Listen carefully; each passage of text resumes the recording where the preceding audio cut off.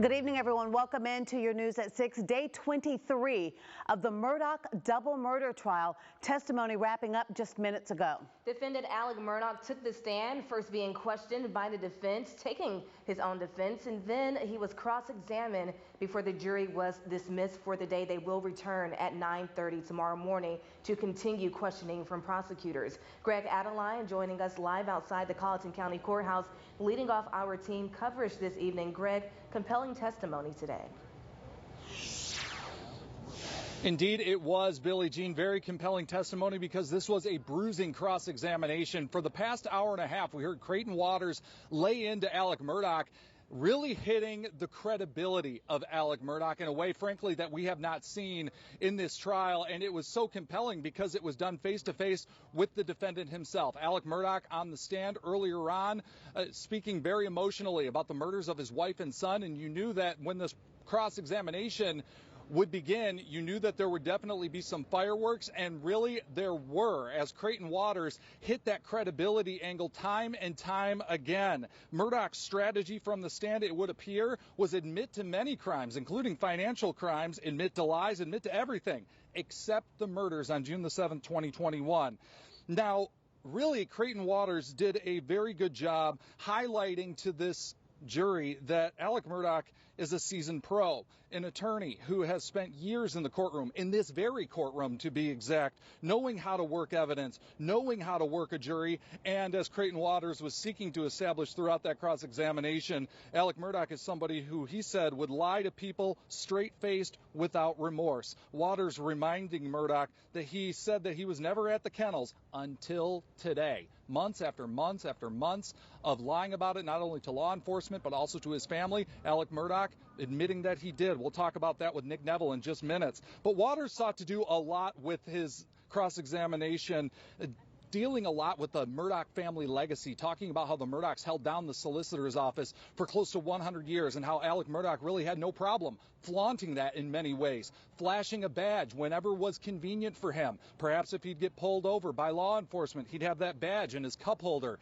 And Creighton Waters said he also flashed that badge in 2019 after the boat crash, when Paul was at the hospital after that crash. Creighton Waters showed a picture to Alec Murdaugh of Alec Murdaugh wearing that solicitor's badge on the outside of his pants. And that was a very powerful moment, how he showed, or at least attempted to show to this jury, that Alec Murdaugh was somebody who was seasoned, somebody who was comfortable, and perhaps working a situation to his advantage. Murdaugh himself admitting that that badge had a warming effect on law enforcement. And it was interesting, in this cross-examination, he looked directly at Creighton Waters, as opposed to looking at the jury throughout the morning, sobbing in some ways. Let's take a listen to a very key moment where Creighton Waters called Alec Murdaugh on his difficulty in lying to different clients. Take a listen. Do you have any independent recollection of a time where you sat down and looked that person in the eye and you were lying to them and convincing them that everything was okay while you stole their money? Do you remember it, even one of them? I'm sure I do.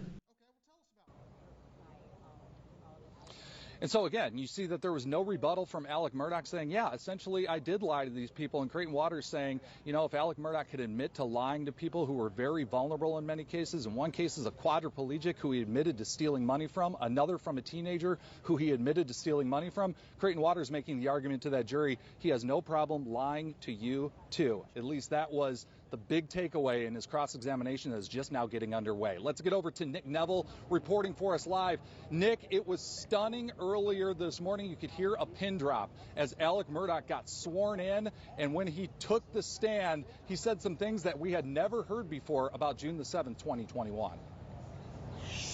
Yes, he did, Greg, including one of those main inconsistencies with his timeline from the night of the murders. He sought to explain his lie as to why he was actually at the kennels the night of the murders when he said he was never there. He said that his judgment was clouded because of his opioid addiction. He also said that he had a distrust of law enforcement, but multiple times he said he emphatically denied the murders of his wife and son. Now, as he was testifying under this direct examination, his body was turned towards the jury and he was rocking back and forth. He was at times sobbing as he discussed his wife and son. Now, again, he said multiple times that he never would hurt his wife and son. He said, quote, to Jim Griffin, Mr. Griffin, I didn't shoot my wife or my son any time ever. He did, of course, admit to lying about being at the family dog kennels. He said that as his drug addiction evolved over time, he would get in situations where he would be paranoid. He said this really could be triggered by anything. Jim Griffin asked him why he continued to lie about this, and he said, oh, what a tangled web we weave. He said once he started to tell that lie, and he told that lie to everyone, investigators, his family, he said he just had to keep it up.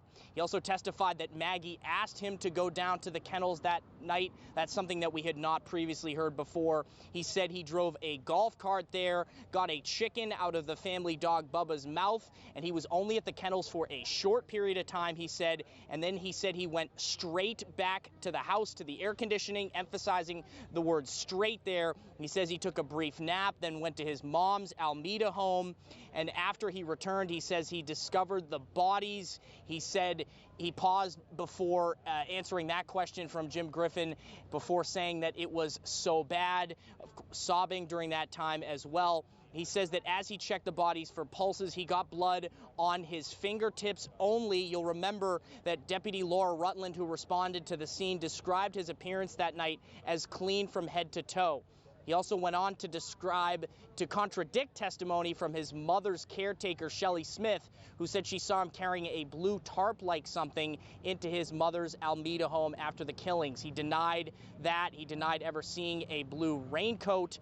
Now, during that cross, there were some tense moments where Creighton Waters went case by case, where situations where Murdaugh stole money from clients and his law firm, trying to paint the picture of someone who will lie repeatedly. Let's take a listen to part of that key exchange. You have charged me with murdering my wife and my son, and I've sat here for all these weeks listening to all this financial stuff that I did wrong, that I'm embarrassed by. I'm happy to talk to you about as much of that as you want to talk about. I'm required to talk about it as much as you want to talk about it.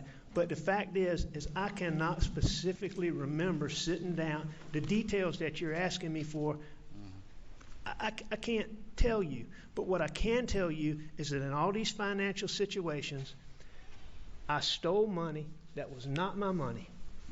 I misled people that I shouldn't have misled, and I did wrong. Another interesting thing to note, as Murdaugh was testifying today, he kept referring to his wife as Mags and his son as Paw Paw. Those are nicknames that we never heard him use in any of those interviews with investigators. Reporting in Walterboro, Nick Nebel, WIS Newstown. All right, Nick, thank you very